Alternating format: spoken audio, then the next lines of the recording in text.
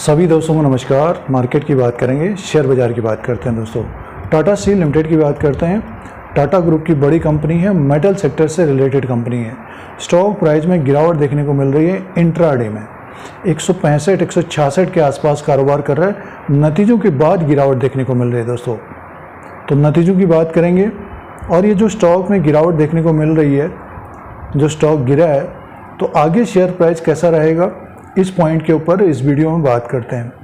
चौथी तिमाही Q4 of 24 के नंबर्स के साथ कंपनी ने डिविडेंड का भी अनाउंसमेंट किया था। तो डिविडेंड से भी कमाई होने वाली है जिनके पोर्टफोलियो में टाटा स्टील है।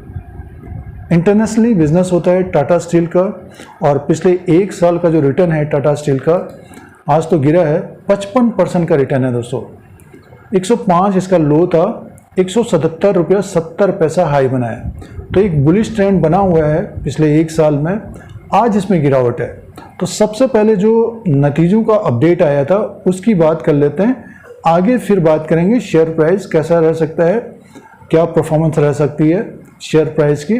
तो सबसे पहले जो अपडेट है डिविडेंड के बारे में बात कर लेते हैं दोस्तों। और कंपनी ने चौथी तिमाही Q4 of 24 के नतीजों के साथ 3 रुपया 60 पैसा पर इक्विटी शेयर के हिसाब से डिविडेंड का अनाउंसमेंट किया दोस्तों। फेस वैल्यू 1 रुपीज़ का है टाटा स्टील का, तो 360% का डिविडेंड दिया है।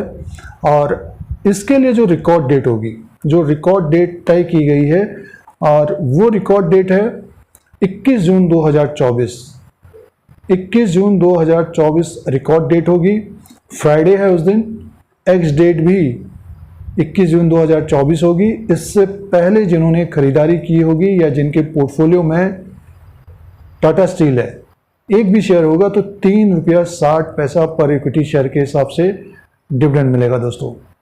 और डिविडेंड का जो पे आउट होगा, कंपनी की बोर्ड मीटिंग है 15 जुलाई 2024 को, अप्रूवल हो जाएगा डिविडेंड का, तो 19 जुलाई 2024 को डिविडेंड का पेमेंट भी हो जाएगा।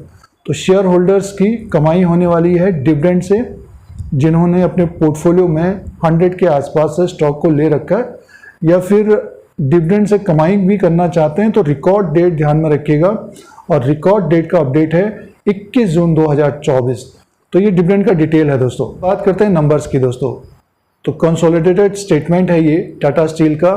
टोटल इनकम की बात कर लेते हैं सीधे से। 58,863 करोड़ का टोटल इनकम का अपडेट है। 55,539 करोड़ का इससे पहले क्वार्टर में था। एक साल पहले 63,131 करोड़ का। तो अब की बार रेवेन्यू कम हुआ है, ग्रोथ कम देखने को मिली है टाटा स्टील में। 63,131 करोड़ का साल भर पहले था, अब ये घटकर 58,863 करोड़ का हुआ है। 55,539 करोड़ का इससे पहले क्वार्टर में था। तो क्वार्टर एंड क्वार्टर के हिसाब से टोटल इनकम बढ़ा है। और एक्सपेंसेस की बात करते हैं, 56,496 करोड़ का एक्सपेंसेस था। 58,863 करोड़ का टोटल इनकम था। तो कंपनी को प्रॉफिट था दोस्तों। Profit loss before tax 1,808 crore का। कंपनी का जो प्रॉफिट का अपडेट आया है, net profit loss for the period 554 crore का रहा है। 522 करोड़ का इससे पहले क्वार्टर में था। साल भर पहले 1,566 करोड़ का। तो 1,566 करोड़ साल भर पहले था टाटा स्टील का प्रॉफिट, अब ये घटकर 554 करोड़ का हो गया है। क्वार्टर एंड क्वार्टर के हिसाब से भी देखते हैं तो आसपास ही है, थोड़ा बहुत बढ़ा है दोस्तों। तो मुनाफा घटकर हुआ है सालाना, और वो भी 3 गुना। अब आगे की तरफ चलते हैं। अर्निंग पर शेयर, जैसे कि मुनाफा कम हुआ है जिससे शेयर प्राइस का अंदाजा लगाया जाता है, तो अर्निंग पर शेयर है 0.49 का, 0.42 का इससे पहले क्वार्टर में था। साल भर पहले 1.40 का था। तो ये चौथी तिमाही के नंबर्स हैं, आपने नंबर्स देख लिए हैं। और सालाना ग्रोथ कम रही है, मुनाफा भी कम रहा है, और टोटल इनकम भी कम रहा है दोस्तों। इसीलिए स्टॉक में एक तरह से थोड़ी बहुत गिरावट देखने को मिल रही है। 4 से 5% स्टॉक नीचे की तरफ आया है। अब शेयर प्राइस की बात करते हैं तो 166 के आसपास है। 4 साढ़े 4% स्टॉक नीचे की तरफ कारोबार कर रहा है। 177 रुपया 70 पैसा हाई बनाया है। 105 रुपये से बढ़कर 177 तक पहुंचा है दोस्तों। पिछले एक साल का रिटर्न 55% का है। अगर हम ग्राफ की तरफ ध्यान दें, चार्ट की तरफ ध्यान दें, तो धीरे धीरे स्टॉक ऊपर की तरफ ही गया है। और हाल फिलहाल की बात करते हैं तो इसमें एक गिरावट देखने को मिली थी। स्टॉक 161 पर था, बढ़कर 177 तक गया था। 161 का इसका सपोर्ट रहेगा।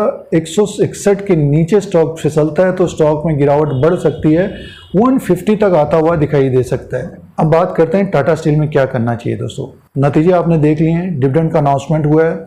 जिन्होंने लोअर लेवल पर खरीदारी की है तो होल्ड करना चाहिए, डिविडेंड लेना चाहिए। जब स्टॉक और ऊपर की तरफ जाए तब अपना डिसीजन करें। शॉर्ट टर्म के निवेशकों को भी इसी तरह से करना चाहिए। अगर आप डिविडेंड के लिए भी प्ले कर रहे हैं, स्टॉक जब ऊपर की तरफ हो तो तब अपना डिसीजन करें टाटा स्टील में क्या करना है, कितना और समय देना है इन्वेस्टमेंट में। और मेटल सेक्टर में एक तरह से तेजी बनी है। टाटा स्टील का भी स्टॉक 166 के आसपास कारोबार कर रहा है। नतीजों के बाद आज 4-4.5% गिरावट देखने को मिल रही है। मुनाफा एक तरह से कम रहा है, रेवेन्यू कम रहा है सालाना दोस्तों। तो ये टाटा स्टील का लेटेस्ट अपडेट है।